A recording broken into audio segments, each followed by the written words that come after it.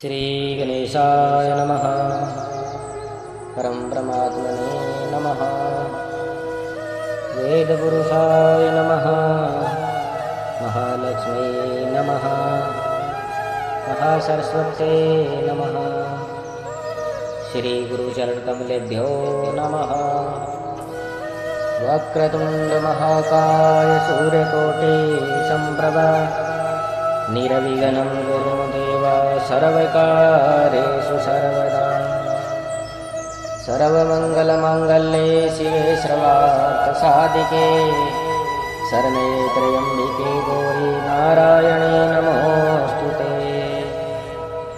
वन्दे देवयुमापतिं सुरगुरुं वन्दे जगत्कारणं वन्दे वनगभूषणं मृगधराम् वन्दे पशूनापतिं वन्दे सूर्यसकाशवहिनयनं वन्दे मुकुन्दं प्रियं वन्दे भक्तजनाश्रयं च वरदं वन्दे शिवशङ्करं। बोलिए शंकर भगवान की जय। शिवपुराण विद्वेश्वर संहिता द्वितीय अध्याय। शिवपुराण का मातम्य एवं परिचय।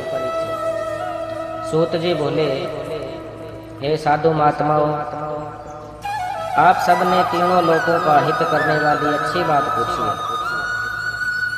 मैं गुरुदेव व्यास जी का स्मरण करके आप लोगों के स्नेह अवश्य इस विषय का वर्णन करूंगा। आप लोग आदर पूर्वक सुने। सबसे उत्तम जो शिवपुराण है वह वेदांत का सार सर्वस्व है तथा वक्ता और श्रोता का समस्त पाप राशियों से उद्धार करने वाला है। इतना ही नहीं, वह परलोक में परमार्थ वस्तु को देने वाला है। कल की कलम राशि का वह विनाशक है। उसमें भगवान शिव के उत्तम यश का वर्णन है। हे ब्राह्मणों, धर्म अर्थ काम और मोक्ष इन चारों पुरुषार्थों को देने वाला वह पुराण सदा ही अपने प्रभाव से विस्तारक को प्राप्त हो रहा है। हे विप्रवरो, उस सर्वोत्तम शिव पुराण के अध्ययन मात्र से वे कलियुग के पाप सत्य जीव श्रेष्ठतम गति को प्राप्त हो जाएंगे। अहो, ब्रह्म हत्या आदि महान पाप तभी तक रहेंगे, अर्थात अपने फल को देने में समर्थ होंगे, जब तक जगत में शिव पुराण का उदय नहीं होगा।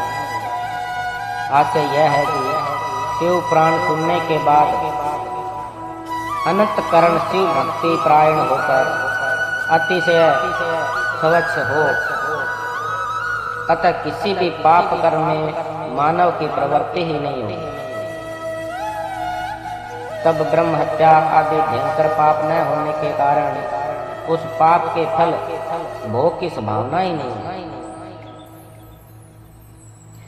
कलयुग के महान उत्पात तभी तक निर्भय होकर विचरेंगे जब तक यहाँ जगत में शिव पुराण का उदय नहीं होगा। सभी शास्त्र परस्पर तभी तक विवाद करेंगे जब तक जगत में शिव पुराण का उदय नहीं होगा। अर्थात शिव पुराण के आ जाने पर किसी प्रकार का विवाद ही नहीं रह जाएगा। सभी प्रकार से भक्ति मुक्ति प्रदा यही रहेगा। अहो, महान व्यक्तियों के लिए तभी तक शिव का स्वरूप दुर्बोध्य रहेगा जब तक इस जगत में शिव पुराण का उदय नहीं होगा। अहो, क्रूर यमदूत तभी तक निर्दय होकर पृथ्वी पर घूमेंगे जब तक जगत में शिव पुराण का उदय नहीं होगा। सभी पुराण पृथ्वी पर गर्जन तभी तक करेंगे जब तक शिव पुराण जगत में उदय नहीं होगा। इस पृथ्वी पर तीर्थों का विवाद तभी तक रहेगा जब तक इस जगत में शिव पुराण का उदय नहीं होगा। आश्चर्य यह है कि मुक्ति प्राप्त्यर्थ एवं पाप के नाश के लिए मानव विभिन्न तीर्थों का सेवन करेंगे, किंतु शिव पुराण के आने के बाद सभी लोग सभी पापों के नाश के लिए शिव पुराण का ही सेवन करेंगे। सभी मंत्र पृथ्वी पर तभी तक आनंद पूर्वक विवाद करेंगे जब तक पृथ्वी पर शिव प्राण का उदय नहीं होगा। सभी क्षेत्र तभी तक पृथ्वी पर विवाद करेंगे जब तक पृथ्वी पर शिव प्राण का उदय नहीं होगा। सभी पीठ तभी तक पृथ्वी पर विवाद करेंगे, सभी दान पृथ्वी पर तभी तक विवाद करेंगे जब तक शिव प्राण का पृथ्वी पर उदय नहीं होगा। सभी देवगण तभी तक पृथ्वी पर विवाद करेंगे जब तक शिव प्राण का पृथ्वी पर उदय नहीं होगा। सभी सिद्धांत तभी तक पृथ्वी पर विवाद करेंगे जब तक शिव महापुराण पृथ्वी पर उदय नहीं होगा। हे विप्रो, हे श्रेष्ठ मुनिगण, शिव पुराण के कीर्तन करने और सुनने से जो फल होते हैं उन फलों को मैं संपूर्ण रूप से नहीं कह सकता, अर्थात शब्द के द्वारा इनके सभी फलों को नहीं कहा जा सकता।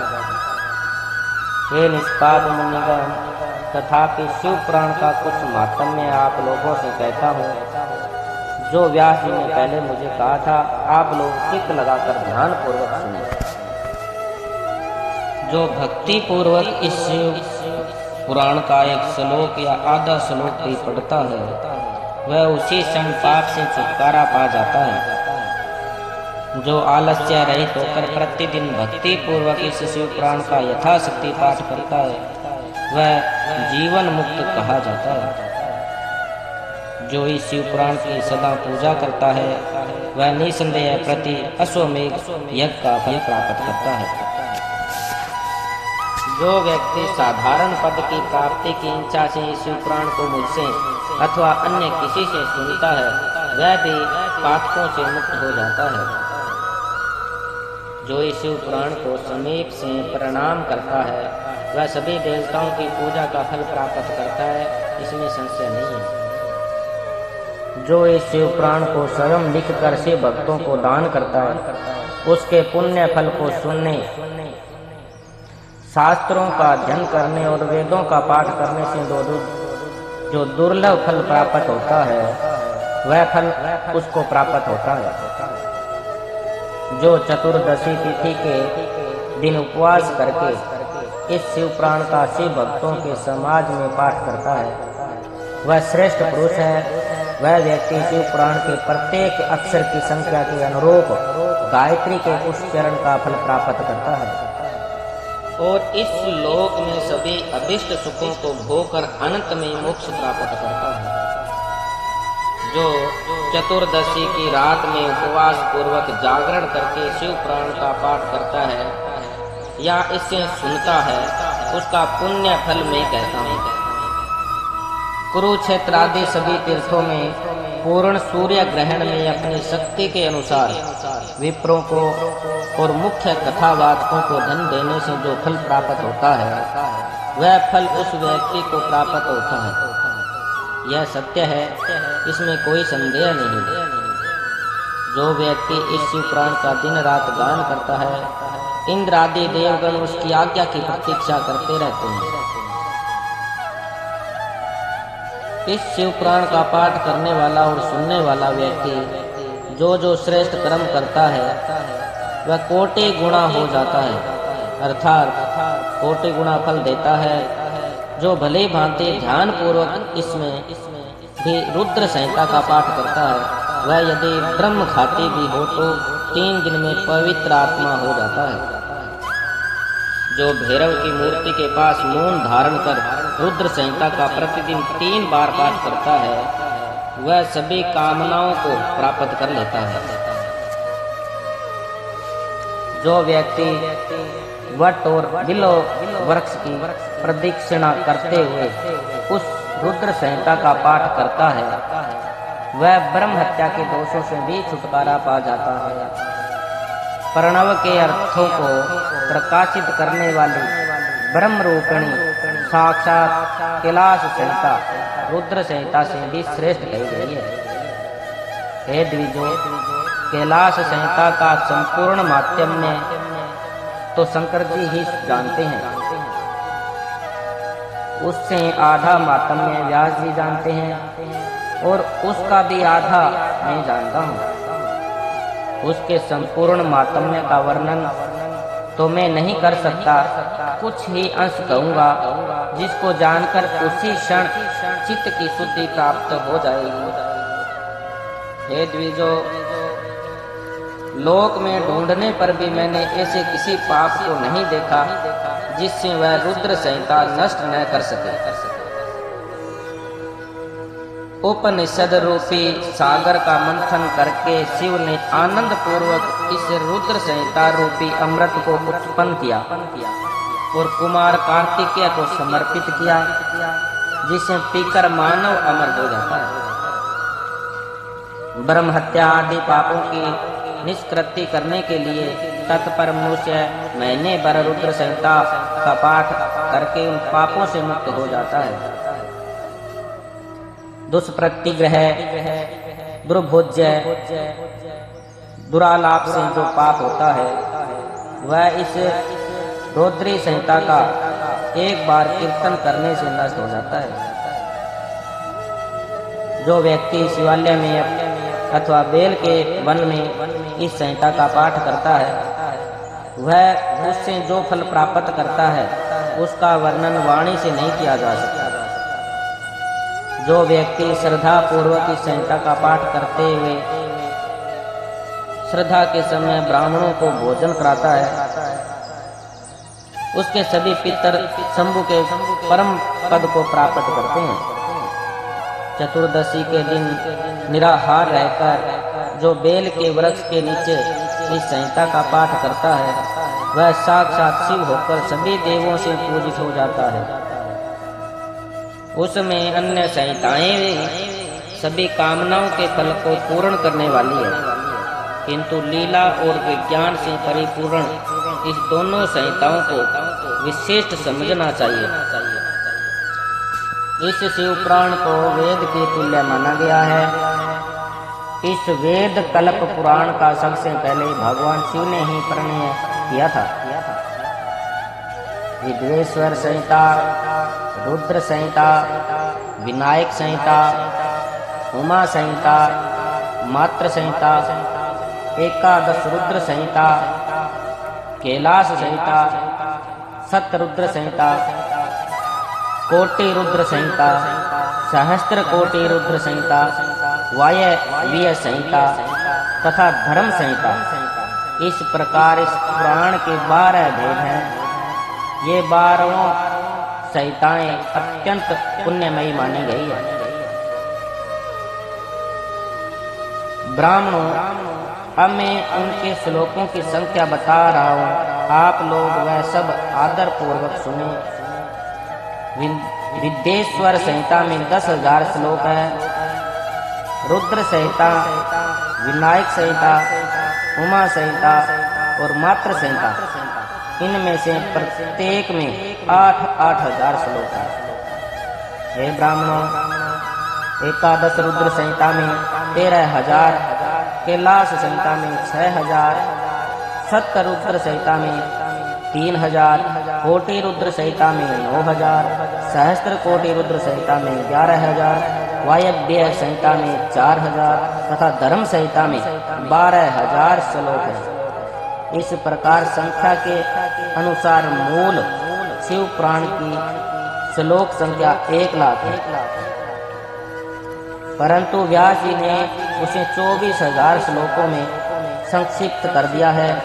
पुराणों की क्रम संख्या के विचार से इस शिव पुराण का स्थान चौथा है। इसमें 7 संहिताएं हैं। पूर्व काल में भगवान शिव ने श्लोक संख्या की दृष्टि से 100 करोड़ श्लोकों का एक ही पुराण ग्रंथ बनाया था। सृष्टि के आदि में निर्मित हुआ वह पुराण साहित्य अत्यंत विस्तृत था।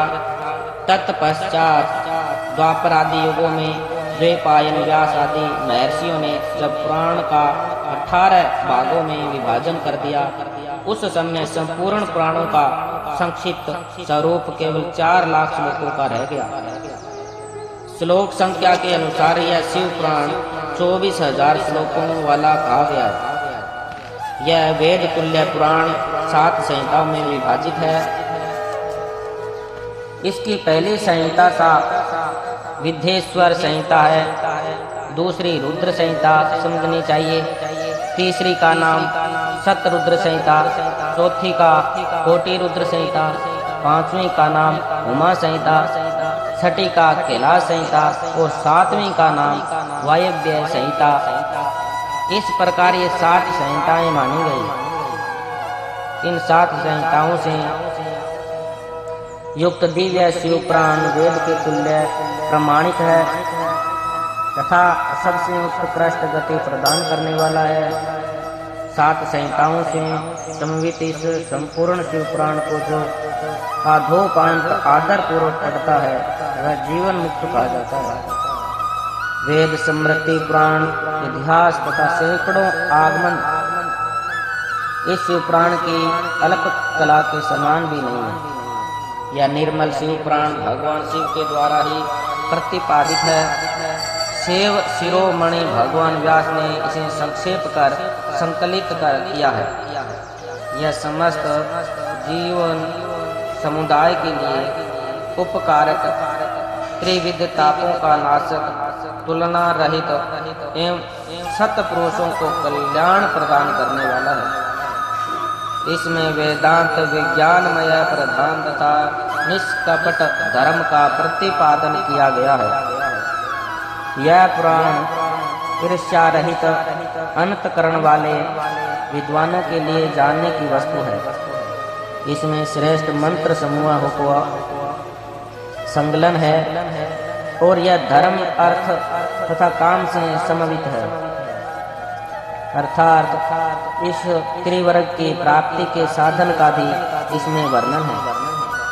यह उत्तम शिव पुराण समस्त पुराणों में श्रेष्ठ है। वेद वेदांतों में वेद रूप से विलसित परम वस्तु परमात्मा का इसमें गान किया गया है। जो बड़े आदर से इसे पढ़ता और सुनाता है वह भगवान शिव का प्रिय होकर परम गति प्राप्त करता है। बोलिए शिव शंकर भगवान की जय।